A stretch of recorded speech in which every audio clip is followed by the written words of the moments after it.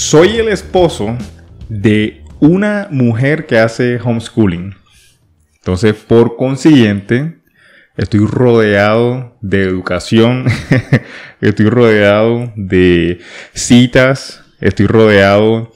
Mis conversaciones son como en la noche tengo una reunión. Tengo una reunión con la comunidad de México, la comunidad de Perú, de Perú. Esa es mi vida. O sea, mi vida parece que estoy en una atmósfera, ¿sí? De que la educación de mis hijos se permea hacia mi vida, ¿sí? Entonces, en ese orden de ideas, estando en esa atmósfera en donde tú me recomendaste, primero me recomendaste el libro de For the Children's Sake, por amor a los niños. Luego me recomendaste, y me pareció excelente ese libro como un buen abreboca acerca de lo que viven ellos dentro, ¿verdad? Pero luego me recomendaste lo que yo considero una obra de arte para entender todo lo que tú vives desde tu perspectiva de educadora. Me recomendaste el libro de Karen Glass, In Vital Harmony, right? Que traduciría en armonía vital al español. Uh-huh. Entonces, viendo ese libro, yo vi que el libro siempre está dando vueltas sobre los mismos pilares, ¿sí? Que es como creo que ella misma se refiere, Karen Glass se refiere en Armonía Vital a esos dos pilares que son: los niños nacen personas y la educación es la ciencia de las relaciones. ¿Cuál es tu perspectiva en cuanto a esos dos principios? ¿Cómo los ves tú? Bueno, la verdad es que cuando leí el libro, no lo he terminado yo, pero cuando empecé a leerlo, fue como bastante esclarecedor mirar cómo ella toma esos dos principios como los pilares del resto, no porque el resto sea menos importante que estos principios, que son 20 principios, sino porque estos dos principios encierran el resto. O sea, tú puedes conectar el resto de principios a estos dos, y de hecho en el primer volumen, no en el primer volumen, más bien en los prefacios de todos los volúmenes tú encuentras como un prólogo de Charlotte Mason donde ella siempre destaca esos dos, destaca los niños son personas y la ciencia de las relaciones. Entonces, cuando uno se pone a pensar en esos dos principios, uno se da cuenta que es cierto. O sea, que si tú tienes en cuenta esas dos cosas, es fácil entender el resto de principios que ella plantea. O sea, en ese orden de ideas, todo lo que nosotros hemos hablado tantas veces acerca de que son como una base, ¿verdad? Son unos buenos cimientos, y que es increíble. O sea, de hecho, cuando estaba avanzando en el libro, que ya lo terminé, y de hecho, y nosotros vamos a orbitar alrededor de ese libro porque es necesario, nena. O sea, es una forma tan concisa de abordarlo, y una de las cosas que me encanta es lo que ella dice de que si bien los principios fueron desarrollados en la época de ella, ¿verdad? Hay referencias que Charlotte Mason hace a ciertos eventos o históricos o ciertas citas de ciertos libros que en ese tiempo significaban mucho más y hacían referencia a ciertas cosas contextuales, ¿verdad? Ella los trae a un punto en el que para nosotros es sencillo de entender, súper sencillo. Y entonces, una de las cosas que más me encantó, ¿sí? Es el principio, una de las primeras partes del libro que habla, no importa cuán pequeño, y haciendo referencia precisamente a los niños, de que no importa cuán pequeños son ellos, igual son personas, sí, ¿verdad? ¿Cómo viste o cómo vives tú el hecho de que no importa cuán pequeños son tus hijos, igual ellos son personas? Tú puedes ver eso en tu día a día. Claro, y es que de hecho es tan importante, y cuando tú piensas en esos principios te das cuenta de que lo que tú piensas de tus hijos, lo que tú piensas de ellos, entonces ese es el trato que tú le das a tus niños. Claro. O lo que tú pienses de tus hijos en el área educativa también eso determina tus prácticas académicas, qué haces con ellos, qué actividades buscas hacer con ellos. Entonces, cuando yo me topé con ese principio, la educación digamos, que yo concebía, se amplió. Digamos como que yo solamente estaba mirando la educación o el homeschooling desde una sola dimensión. Yo lo veía como los libros, el currículo y bueno, listo, o sea, como cumplir con esa parte académica. Yeah. No lo veía de otra manera. Pero cuando empecé a leer a Charlotte Mason y cuando empecé a concebir eso que ella nos invita a pensar, que es el tema de que los niños nacen siendo personas, entonces uno empieza a darse cuenta de que uno minimiza al niño, al currículo. Entonces el homeschooling, si tú te das cuenta, nada más es para ellos. Uh-huh. Es como si, el homeschooling, los niños hacen tareas y ya.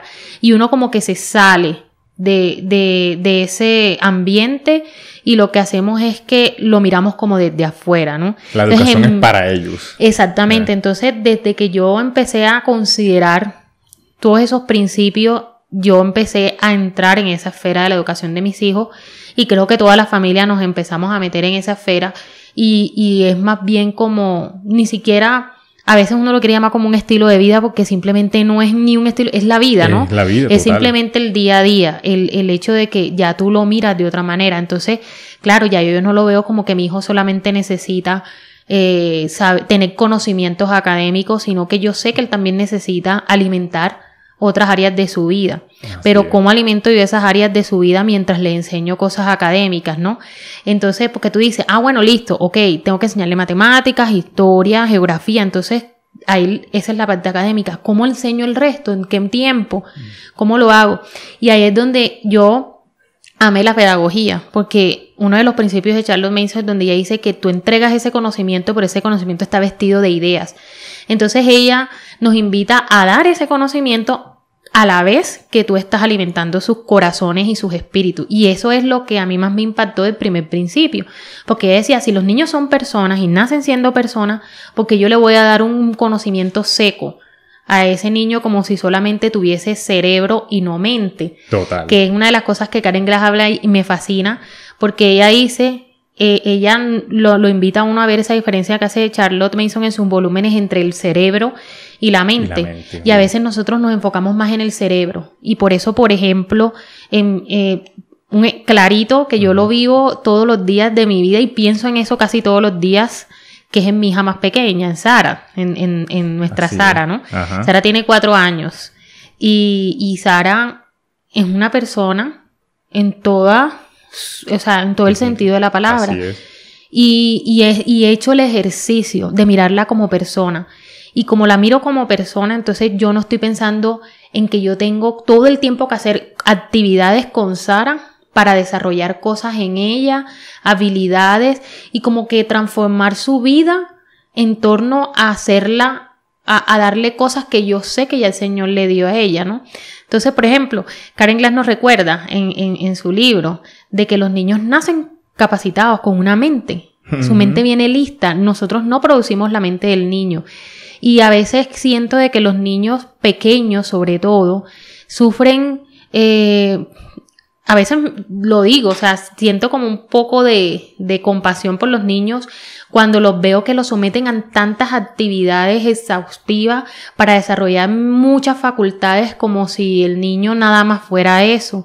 Y yo trato de cambiar ese chip y pensar, Sara es una persona, ella necesita también ideas, ella necesita también alimentar su corazón, necesita también crecer en su relación con Dios, aunque es pequeña, necesita también llenar su alma con la naturaleza. Entonces esa es la invitación que nos hace Charlotte Mason con los niños y que desde ese punto de vista académico yo diría que cambió mi perspectiva. Así es. Pero también siento que cambió mi perspectiva en el tema de la crianza. Ajá. De cómo uno trata a los niños, claro. Cómo es el tema de la disciplina, Así es. Cómo nos dirigimos a ellos, qué frases usamos, el tono de voz, esas cosas yo creo que todavía hasta el sol de hoy siguen siendo como ese, ¿cómo sería? Como que siempre está allí. Sí, vale, eso el hecho de estar expuesto a ese tipo de información, que te abre los ojos de una manera increíble,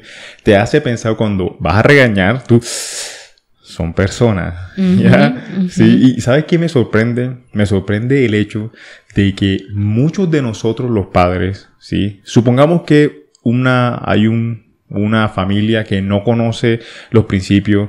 Yo creo que en todas esas familias siempre les ha pasado de que el niño sale con algo, ¿verdad? ¿Y qué hace? Oye, sí, yo no le enseñé eso. Claro, porque es una mente. Exactamente. Eso lo viene absorbiendo orgánicamente de su entorno, ¿verdad? Ahí nosotros tenemos que hacer referencia al libro. Entonces yo tengo unos apartes de los libros que creo que son, o sea, que te van a sacar demasiada información del tuyo, ¿ya? Hay en cuanto al fragmento del libro que dice, no importa cuán pequeño, y haciendo referencia a esa mente y cerebro, a esa relación, Karen Glass dice, los niños nacen con mentes activas y capaces, no simplemente cerebros, y por lo tanto la educación debe abordar este aspecto espiritual e inmaterial de una persona. ¿No es era lo que yo te estaba diciendo ahora. Espiritual e inmaterial. Exacto, o sea, era lo que yo pensaba. Cuando yo miraba la educación, mi homeschooling, antes yo no sé, por alguna razón, y pasa, ¿no? Uno dice, no, sí, incluyó la parte espiritual porque yo le estoy enseñando la Biblia y estamos leyendo. Entonces creemos que solamente porque le enseñamos la palabra, porque es el mandato que el Señor nos ha dado y tenemos que hacerlo, ya estamos cumpliendo con eso. Pero va más allá, o sea, la educación que le damos en todas las áreas debe ser una educación que va dirigida a personas. Total. Por ejemplo, nosotros cuando vamos a la universidad, que se supone que ya somos personas, digamos, adultas, los que vamos a la universidad un poco más grande, aunque algunos salen jovencitos, 16, 17 años a la universidad, pero se consideran ya personas más razonables. Cambia el tipo de educación, si te das cuenta. Ya no se usan textos escolares, ya se supone que tienen que leer muchos libros, y yo pienso, ¿por qué tenemos que hacer esa transición? ¿Acaso de un año a otro o de una etapa a otra dejas de ser persona o te vuelves más inteligente o más capaz? Sí. Y yo pienso que los niños también pueden aprender de la forma natural como se supone que los adultos aprenden, ¿no? Claro. Entonces, allí ese tema del cerebro y la mente entra en juego porque nosotros a veces nos enfocamos en trabajar el cerebro en los primeros años y olvidamos el espíritu, olvidamos el corazón. Tú estás diciendo en ese momento, a ver si entendí tu argumento ahí, tú estás diciendo que parece que cuando entran a la universidad se ponen más serios. Exacto. En la educación, ¿verdad? Exacto. Entonces, cuando cuando están antes, es cuando ellos necesitan una alimentación intelectual predigerida, que te hagan hacer, o sea, como que tú no eres capaz, como que tu mente no está apta para el conocimiento verdadero. Claro. Y eso es una de las cosas que más me encanta de esta filosofía, es que te lleva a tomar el riesgo, y yo lo digo riesgo no porque sea algo malo, sino porque para nosotros que estamos en un... casi que ir contra la corriente. Exactamente, eso iba a decir. O sea, estamos contra corriente y es un reto. Es un reto empezar a educar a nuestros hijos de la forma natural, de la forma respetuosa, de lo que siempre ha existido naturalmente. De hecho, en estos días leía, hace meses estaba leyendo el libro de Ana Frank y yo te comentaba que Ana Frank, que fue una de las personas, uno de los judíos refugiados en la época pues de todo este tema de Hitler, y ella estuvo refugiada con su familia y con otras familias dentro de un mismo lugar 2 años y un poquito más. Y una de las cosas que a mí más me impactó de su experiencia fue como ella siempre expresaba, porque tenía la oportunidad ellos tenían la oportunidad de tener libros, y de alguna manera pedían libros a la biblioteca y por medio de los que lo protegían, y ella seguía estudiando. Okay. Y hablaba con tanto entusiasmo sobre sus libros y cómo ella no tenía textos escolares, pero leía la mitología, leía la historia de los reyes, leía la Biblia, claro. Leía estudiaba latín por sí misma. Entonces, para mí era como esa muestra de que el espíritu, y ella decía que una de las cosas que le ayudaban a sobrellevar tal situación tan compleja como la situación que ella pasó eran sus libros y que era porque estaba alimentando su mente, no estaba alimentando solamente su cerebro, sino que ella pudo tener contacto con ese conocimiento tal cual como era y uno se da cuenta entonces de que esa es la forma natural y la forma en la que muchas personas terminan descubriendo que así se aprende. Así es. Muchos de nosotros decimos, oye, pero la mayoría de lo que sé y aplico ahora lo aprendí después de que salí. Pero es porque empieza a entrar el conocimiento de una forma más orgánica. Empieza a entrar en ese otro principio de que la educación es la ciencia de las relaciones, porque lo que sea que está entrando en tu ambiente de trabajo encuentra una relación que hacer, ¿verdad? Sí.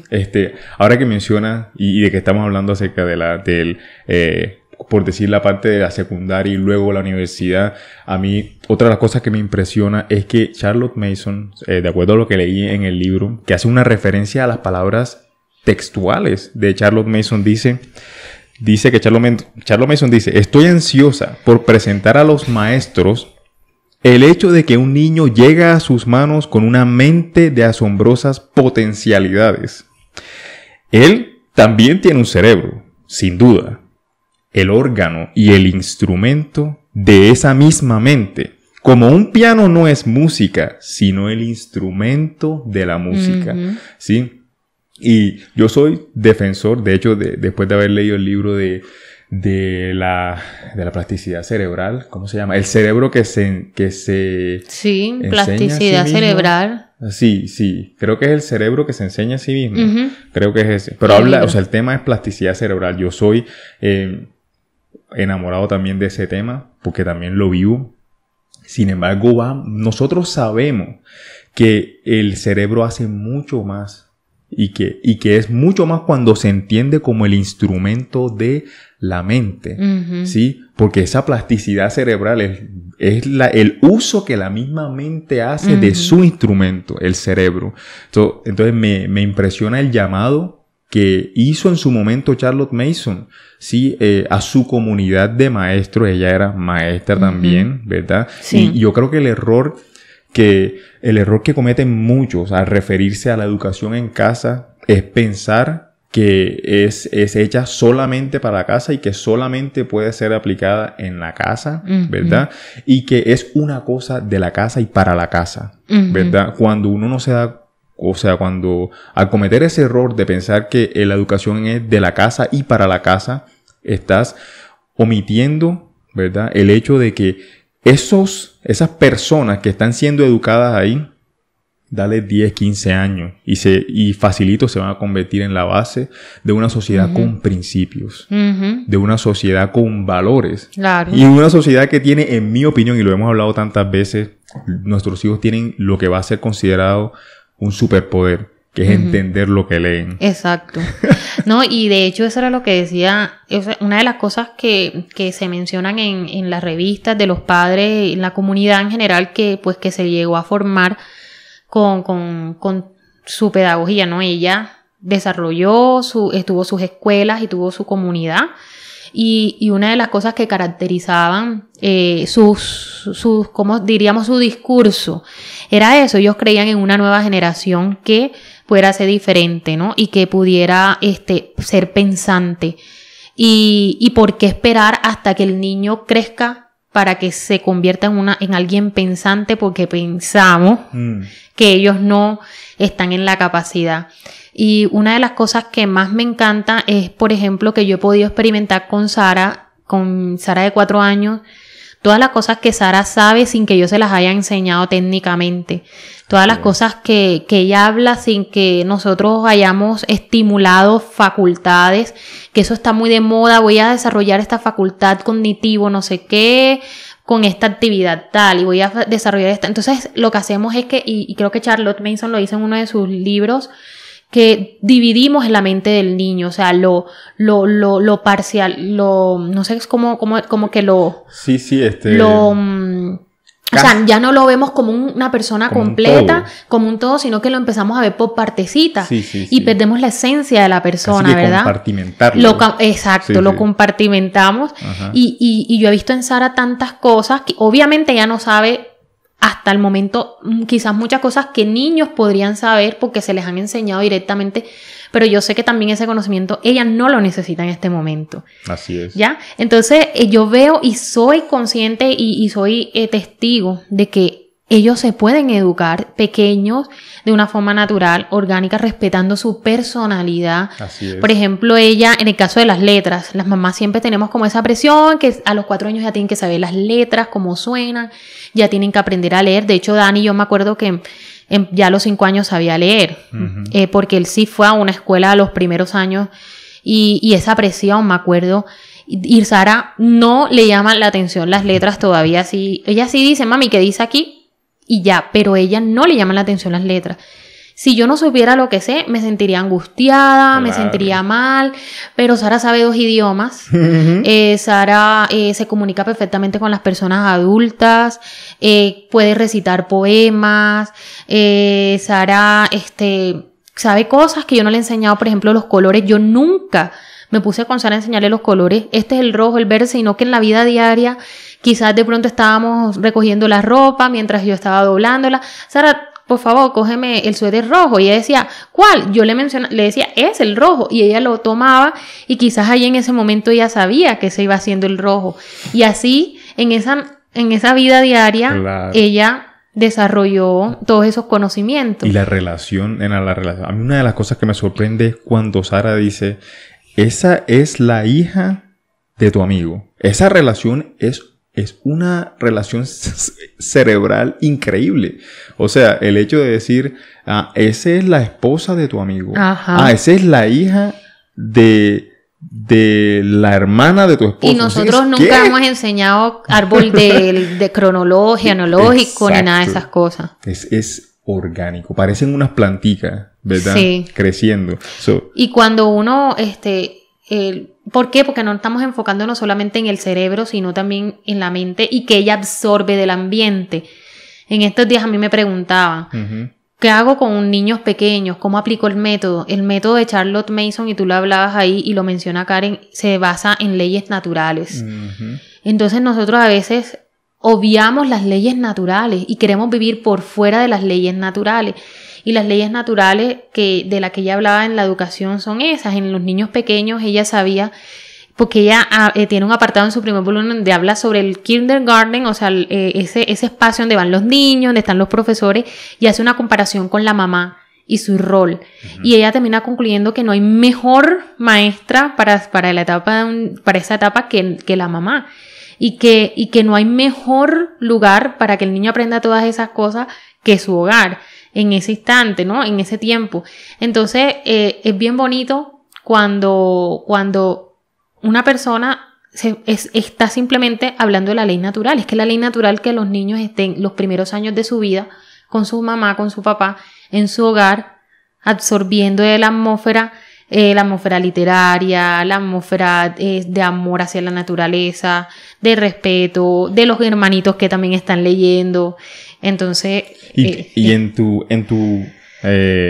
porque yo entiendo que muchas mamás encuentran en ti consejo, encuentran en ti como una guianza, más que todo, que es lo que yo considero que es como tu fuerte, es la aplicación de los principios. Por un lado, porque lo estás haciendo en este momento con nuestros hijos, y por el otro, porque estás ayudando a otras mamás también a hacerlo, ¿verdad? Dentro de un entorno de entendimiento, yo entiendo por lo que tú estás pasando, te identificas con, y eso para mí es oro, ¿sí? Cuando tú vas buscando consulta, o alguien que te ayude, el hecho de saber que la persona ya ha pasado por ahí es increíble. Tú te has encontrado con personas, por ejemplo, que tienen esa ansiedad porque los niños tal vez, por provocar en los niños lo que nosotros sabemos que sale orgánicamente. Claro, y que de hecho, Dani, que fue un niño que creció al inicio de su etapa escolar en colegios y que simplemente tú te das cuenta que, por lo menos en mi caso, yo siento que esos años se me pasaron. Se me fueron como aguas así. Claro. Porque no fueron años intencionales en mi vida con él, a pesar de todo, ¿no? porque primero pensaba de que los encargados de la educación de él eran, yo lo pensaba, que el colegio y los maestros eran los encargados de su educación escolar, y entonces yo nada más me dedicaba, no, la Biblia, la palabra y listo, y olvidábamos a veces hasta el ambiente y pensábamos que no era importante o simplemente ni pensábamos en eso, pero entonces uno se da cuenta de que la cultura familiar, cuando uno, por ejemplo, trabaja en la cultura familiar y la cultura familiar no es más que ese espacio tan de uno, donde los niños se forman, que esas tradiciones de nosotros como familia, esas actividades que hacemos como familia regularmente, esos principios que tenemos como familia y de los que hablamos en familia, eso es nuestra cultura familiar. Eso no existía. No existía porque simplemente había como esa división, ¿no? Entre el colegio y nuestra casa. Entonces, obviamente esa perspectiva la cambia la educación en el hogar, ¿no? Totalmente de acuerdo. Sin embargo, yo siempre he pensado que bueno, ahora estamos en una etapa tan atípica que aunque están en el colegio, están en la casa. Yo creo que es la mejor oportunidad para ser intencionales en esa parte de la atmósfera familiar, la cultura familiar, y poder mirar a la educación de nuestros hijos no como lo mero académico, sino como el todo. Claro. Y que, por ejemplo, en el caso de Charlotte Mason y lo que ella propone con la parte académica es que ella decía, tú puedes enseñar academia, o sea, tú puedes enseñar la historia, la geografía, las ciencias naturales, pero nunca las enseñes sin ese cuerpo de ideas. Claro. ¿Y cuáles son esas ideas?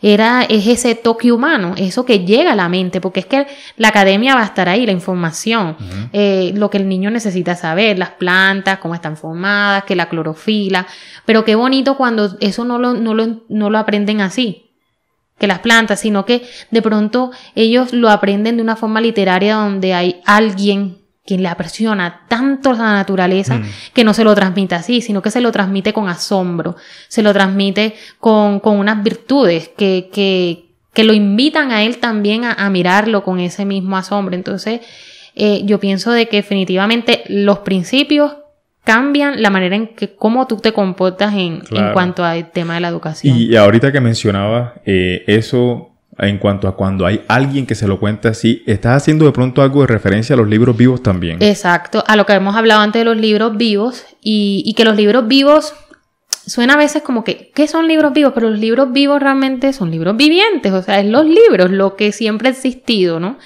Que te transmiten valores, que te pegan, como diría uno, claro. el asombro, te dan ganas de seguir leyendo, de seguir aprendiendo, incluso no te muestran la historia como el hecho, sino que te muestran el personaje. Y entonces tú entiendes que ese personaje también tuvo una familia, que ese personaje también tomó malas decisiones, pero que también a pesar que tomó malas decisiones, hizo unas buenas decisiones porque la vida no es blanco y negro. Así es. Entonces nuestros niños empiezan a ver la historia de una forma diferente y esa es la verdadera educación. Cuando los acercamos a la vida, porque la academia es la vida, lo que existe, ¿no? Así es. De una forma como lo es, como la vida, no como algo que tú sientes que no tienes como acceso. Alterado, sí, o sea, es como así como viene. Exacto. Hecho, o sea, como, y ahora que hace referencia a eso,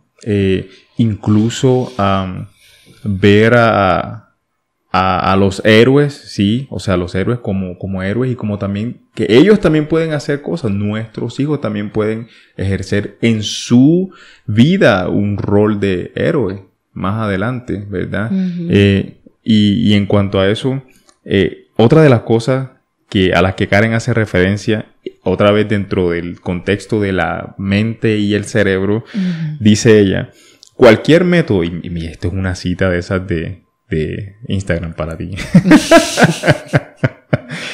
Dice, cualquier método que falle en dirigirse a los niños como lo que en realidad ellos son, va a fallar en enseñarlos. Es increíble porque es que es lo que te dice, si tú no los miras como lo que ellos son, entonces la forma o los medios que tú utilizas para enseñarlos van a fallar en enseñarle. Y ahí es donde nosotros vemos que lo que sea que entra no se queda. ¿Sí? Tú le enseñas algo y no se queda, claro, porque no hay una relación. ¿Sí? No hay nada dentro de él con lo que hacer relación. Entonces, exponerlos tal vez a cosas que o no necesitan, ¿verdad? Porque son o solamente niños en ese momento, ¿verdad? O exponerlos a cosas que más adelante van a ser infructuosas también. O sea, pero me parece increíble el hecho de que para tú poder enseñar, tienes que saber a quién le vas a enseñar. Es que, mira, todas las pedagogías son el resultado de la concepción que ellos tienen de los niños. Y eso es una cosa que yo aprendí leyendo a Charlotte Mason, porque fue como me di cuenta, porque ella intencionalmente te lleva a concebir quién es el niño para ti. Tú inevitablemente tienes que hacer esa evaluación dentro de ti, como tú los estás concibiendo, ¿no? Pero todas las pedagogías piensan algo del niño y en base a eso trabajan en el niño. Por ejemplo, ella habla de algo que ella hace es que ella siempre está hablando de todos los pedagogos desde el momento. Ella siempre estaba al día de los de Francia, Alemania, América. Entonces, hay uno que ella menciona incluso en sus principios, que es Herbart, y ella habla de esta pedagogía herbatiana, y ella simplemente la medio menciona sobre que tú preparas las clases por unidades para los niños. Y una vez te lo mencioné ya en un podcast anterior, pero cuando yo investigaba un poquito más sobre este personaje y incluso ella amplía un poco más en otros de sus volúmenes, resulta de que el pensamiento que este señor tenía, o sea, ella fue a la fuente a ver, bueno, ¿qué piensa este señor de los niños? ¿Qué pensaba el señor de los niños? El señor no pensaba que los niños eran personas y que tenían una mente. Él pensaba que los niños nacían sin ideas y o sea, que los niños, o sea, que su mente era en blanco y que era parte de nosotros colocar esas cosas en el niño y que el niño incluso no tenía la capacidad de organizar esas ideas en su mente, y por eso es que él creó el tema de las unidades y organizar por clases. Entonces tú te das cuenta, y ella, algo que me encanta cuando menciona eso, está en el volumen 3 que me lo estoy leyendo este año, y es tan hermoso porque ella habla de lo sagrado de la personalidad, y cuando ella habla de eso, a mí siempre eso me impacta, porque yo siento que todavía no he llegado incluso a ese nivel de mirar a mis hijos con esa reverencia. Así es. Yo siento que ella tenía una reverencia hacia el ser humano. Así es. Y hacia la niñez, porque cuando tú lees sus propias palabras es inevitable que tú sientas eso. Así es. Ella tenía un respeto especial, o sea, realmente en su discurso tú lo puedes ver, que es tan bonito que tú te sientes confrontado porque tú sientes que no has llegado todavía a ese punto. Ahora, no es idolatrar a los niños ni idealizarlos, pero es realmente mirarlos con esa reverencia y con ese respeto que tanto merecen, porque si no, entonces nosotros no nos dirigiéramos a ellos de una forma tan diferente a veces como lo hacemos con los adultos, ¿verdad? A veces a los adultos nosotros no los miramos mal, a los adultos nosotros no les decimos cosas hirientes porque sí, o no les alzamos la voz, y con nuestros hijos lo hacemos a veces porque nos enojamos, porque sentimos esa autoridad, pero ¿qué concepto tengo yo del niño, verdad? Claro. Para hacer eso así. Entonces, es un principio que realmente va muy profundo, sí, hasta el tema de la crianza, como yo te decía. Sí, o sea, y ahora que hace mención de métodos, ¿verdad? Y que el método muchas veces falla en dirigirse a los individuos como lo que en realidad son, y por ahí se caen. Otra de las referencias del libro dice: no podemos desarrollar los mejores y más efectivos métodos de enseñanza hasta que entendamos exactamente a qué tipo de persona estamos enseñando. Estamos educando una mente, un alma, no un cerebro. Sí, o sea, y cuando hace referencia a una mente y un alma, ¿verdad? No puedo evitar pensar que, claro, nosotros tenemos que ver que cuando le estás enseñando biología, le estás enseñando biología a su alma, right? Estás enseñando matemáticas a su alma, ¿verdad? Y le hacemos un desservicio a los niños cuando pensamos que eso, así como hablabas tú al principio, eso va solo para su parte escolar, ¿verdad? Y que no va a necesitar ese conocimiento su alma. Nosotros hemos visto tantas veces que cuando ves la complejidad, como cuando ustedes han hecho los Nature Journal. Los cuadernos de naturaleza. Exacto. Y que ustedes estaban dibujando cuando estábamos en Beaumont, que dibujaron la mariposa, ¿verdad? Y que tú veías las alas de la mariposa y la complejidad de los patrones, ¿verdad? O sea, tú tienes que encontrar esa forma espiritual también de referirte a Dios como creador de esa complejidad, ¿sí? Y ahorita para cerrar, yo quisiera hacer referencia, nena, al servicio tan increíble que tú estás haciendo dentro de la familia de nosotros. Así como decía al principio, nena, nosotros cuando empezamos a educar en casa, literalmente nos empezamos a educar nosotros mismos. Desde ese momento, o sea, fue como una chispa, de hecho, y yo creo que nosotros hacemos bien. Y es que es como dice, hay una antorcha. Sí, vale, es increíble porque tú puedes ver, o sea, si tú miraras la historia de la familia de nosotros, ¿verdad? Desde antes de entrar a Estados Unidos y de vivir todo lo que nosotros vivimos, ¿verdad? Mes a mes, año a año, nosotros podemos ver que o sea, cuando empezamos a educar en casa, empezó la familia a crecer en conocimiento, en asombro, ¿verdad? Por la naturaleza. O sea, no podemos hacer referencia a ningún otro evento, ¿verdad? Que haya traído tanto crecimiento a la familia como cuando empezamos a educar en casa. Así. O sea, caeríamos bien al instar, ¿verdad? A las otras mamás a seguir adelante, porque creo que están educando más que a los hijos. Sí, exacto. Es algo que trae bendición para toda la familia y que incluso yo siempre pienso de que el hecho de que Charlotte Manson haya sido una maestra y no una maestra del hogar, sino una maestra de escuelas y que quiso también revolucionar su propio ambiente. Yo pienso que esta es una invitación para todos, para los maestros que no están en casa, una invitación para las mamás que por algún motivo tampoco pueden educar en casa, pero es solamente cuestión de perspectiva, o sea, de pensar la educación. Porque es que si tú piensas la educación así, entonces, como me decía una amiga en estos días, esos pequeños momentos que Dios te da con tus hijos se multiplican. Totalmente. Porque los aprovechas al máximo. Y yo creo que eso es lo más importante, poder llegar a esa, digamos, como transformación de la educación y pensar de que, bueno, yo no puedo educar a mis hijos 100% a tiempo completo en estos momentos, pero eso no quiere decir que yo no los puedo educar, no quiere decir que yo tengo parte en eso activa, y que no es algo que se relaciona directamente con hablar con el maestro para preguntarle cómo está, ¿no? Sino también qué hago yo intencionalmente para educar a esa persona. Así es. ¿Cómo está mi ambiente de mi casa? ¿Cómo estoy yo? ¿Cómo aprovecho el tiempo con ellos? Si estoy trabajando en esa cultura familiar que hablamos, que el niño de alguna manera puede encontrar ese refugio en ese espacio del hogar porque es diferente. Es lo que no va a poder encontrar en el sistema ahora, porque esa es la realidad. El sistema no va a educar su mente, sino el cerebro, ¿no?